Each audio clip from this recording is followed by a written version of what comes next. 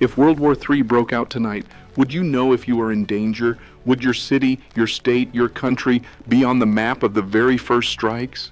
You might think you are safe, but the reality is far more complex and sometimes surprising. Today we are looking at the real threat map, not the rumors. We are about to break down the official data, real-world defense simulations, and the secrets behind how modern militaries pick their targets. We will reveal which zones in the US and around the world would likely face the first attacks, nuclear or conventional. Plus, I will show you 3 warning signs almost nobody talks about, the signals that your area could be moving into the red zone before the headlines even break. If you want to know what really puts a place at risk, stay with me, because this map might hit closer to home than you expect. Let's start with the logic behind the strikes. In a modern world war, targets are not just picked for shock value or symbolism. Military strategists choose based on cold calculation. What cripples an enemy fastest? Top of the list are major command centers, nuclear launch sites, air bases with strategic bombers, and missile silos. After that come critical infrastructure, power grids, oil refineries, ports, rail hubs, and communication nodes. Then you have symbolic targets, big cities, capitals, seats of government, because attacking these can paralyze morale and sow chaos. According to FEMA and military.com, during the Cold War, both the US and the Soviet Union kept up-to-date lists of primary and secondary targets. Today that list is broader because our societies are more connected and more vulnerable to the loss of critical systems. And it is not just about military hardware anymore. As globalsecurity.org reports, in the 21st century, cyber networks, satellite relays, and even undersea cables are all seen as fair game. Think your city is safe because it is not a capital? Think again. In a real-world scenario, many targets are selected for how much disruption they would cause, not just their symbolic value. Have you ever wondered if your area might be on a list like this? Drop your city or state in the comments if you want a deeper dive. So, what about the United States? The reality is sobering, and sometimes it is not the places you would expect. Let's look closer, because this information is not about fear, but about clarity and awareness. Official FEMA maps, US Department of Defense data, and analysis by experts at globalsecurity.org all point to more than a dozen hot zones, but those are just the start. If you are watching from the US, pay attention, because we are about to go much deeper than the headlines. First and foremost, Washington, D.C. It is not just a city, but the nerve center of the entire federal government. The White House, the Pentagon, the Capitol, the intelligence community, all are packed into a few square miles. During the Cold War, and even today, every scenario modeled by the Department of Defense starts with D.C. as the #1 target for a decapitation strike. The reason is simple. Removing the nation's leadership, command authority, and secure communications in a single blow would create chaos, confusion, and disrupt any coordinated response. D.C. is also surrounded by layers of missile defense, radar, and emergency relocation sites, evidence of how seriously the risk is taken. But the bullseye is not just over the capital. Military command centers across the heartland are on every potential target list. Deep inside Cheyenne Mountain, Colorado, sits NORAD, the North American Aerospace Defense Command. This facility is literally built into a mountain, shielded by blast doors, designed to survive and direct military response in case of nuclear war.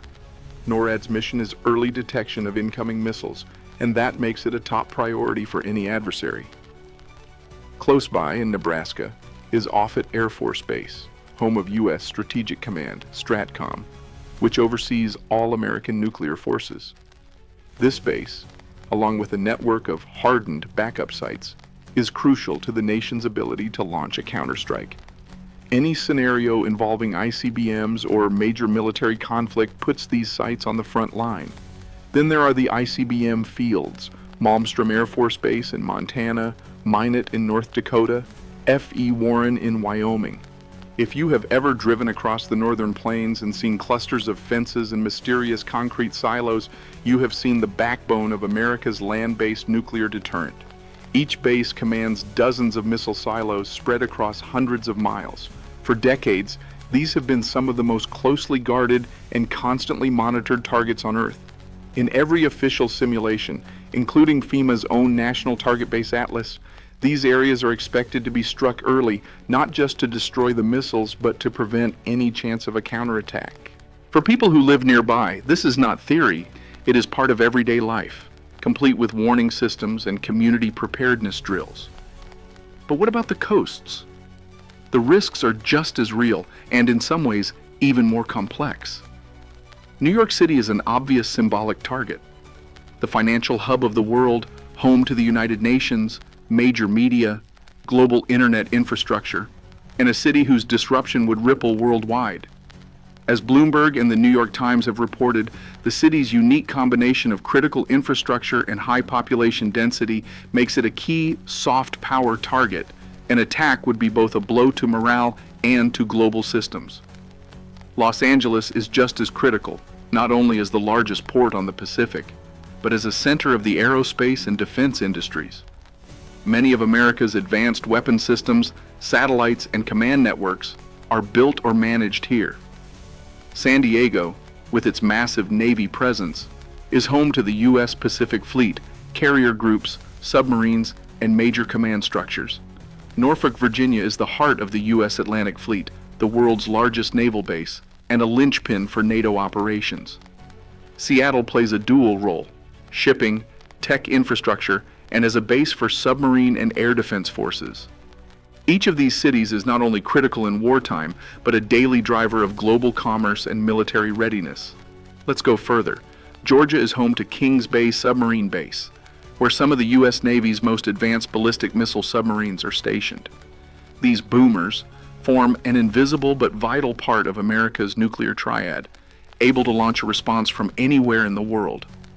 Houston, Texas is on many strike lists, not only for oil and energy infrastructure, think refineries, pipelines, power grids, but also as a logistics hub that supports much of the southern U.S. Chicago is more than just a big city. It is a key node for national transport, rail, and communications, as documented by the Congressional Research Service. Omaha, Nebraska is home to the headquarters of U.S. Strategic Command, a nerve center for nuclear operations. And these are just the most obvious. FEMA's expanded National Target Base lists hundreds of secondary and tertiary sites: bridges, power plants, critical rail junctions, major airports, and telecommunications hubs. Some are hidden in plain sight. You may live in a quiet town that happens to be the control center for an entire power grid or a data hub for the East Coast Internet. What does all this mean for you? If you live near any of these cities or bases, it is not about panic. It is about being informed. These places are not picked at random. They are selected for their strategic value. Remove them, and you remove the ability to fight, communicate, or recover. And it is not just about nuclear strikes. In many war games, the opening blows are a mix of precision missile attacks, cyber sabotage, and coordinated strikes on energy or transport infrastructure. Sometimes, the goal is to paralyze without mass destruction, to blind command systems, block reinforcements, and sow confusion before the world even realizes what is happening. Here is a micro hook to keep you watching. In just a moment, we will look at a map that shatters a lot of myths. Some of the highest risk zones are nowhere near New York or Los Angeles. They are in places you might never expect, from rural plains to unassuming suburbs. And if your city has ever hosted a military parade, a nuclear exercise, or houses major data centers, you might want to pay extra attention. Do you live near one of these hotspots? Have you ever wondered why your area feels more militarized than others? Share your story in the comments, because sometimes local knowledge is the best warning system there is. What about the rest of the world? The logic is similar, but the map is even more crowded. In Europe, London, Paris, Berlin, and Warsaw are all high on the list, not just for their political importance, but for their roles as NATO command and logistics hubs. Belgium, often overlooked, is home to SHAPE, NATO's supreme headquarters. In Russia, Moscow and St. Petersburg are obvious targets, centers of government, command, and culture. But dozens of sites across Siberia, the Urals, and the Russian Far East host nuclear bases, airfields, and missile silos. In China, Beijing and Shanghai lead, but regional military districts in Shenyang, Chengdu, and Guangzhou also matter. Northeast Asia is a tinderbox. Seoul, Tokyo, and even Okinawa are all within range of rival missile systems. The Middle East is another cluster of risk. Tel Aviv, Jerusalem, Riyadh, Tehran, each could become a flashpoint, depending on alliances and escalation. According to BBC analysis and maps from the Federation of American Scientists, much of the world's risk map clusters around key choke points, places where alliances meet and technology can shift the balance overnight. Where do you think the greatest risk lies right now? Europe, Asia, or the Middle East? Let's see what the comments say. But today, the threat map is not just about bombs and missiles. In the age of digital warfare, the most devastating first strike could be invisible.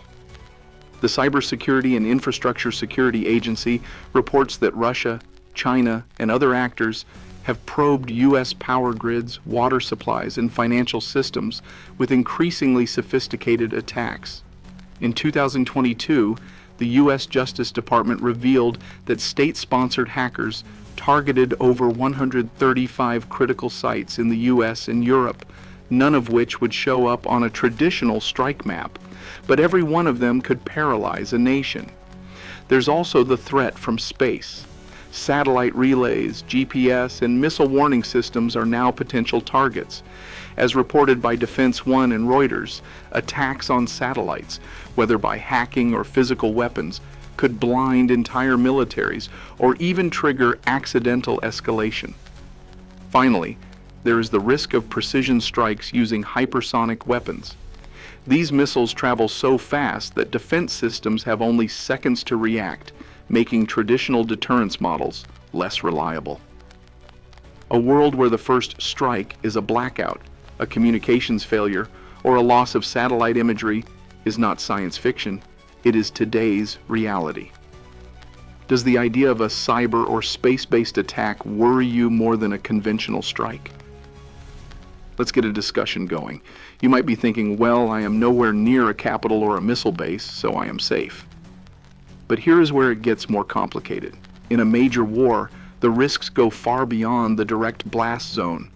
Fallout from a nuclear strike can travel hundreds of miles, depending on wind patterns.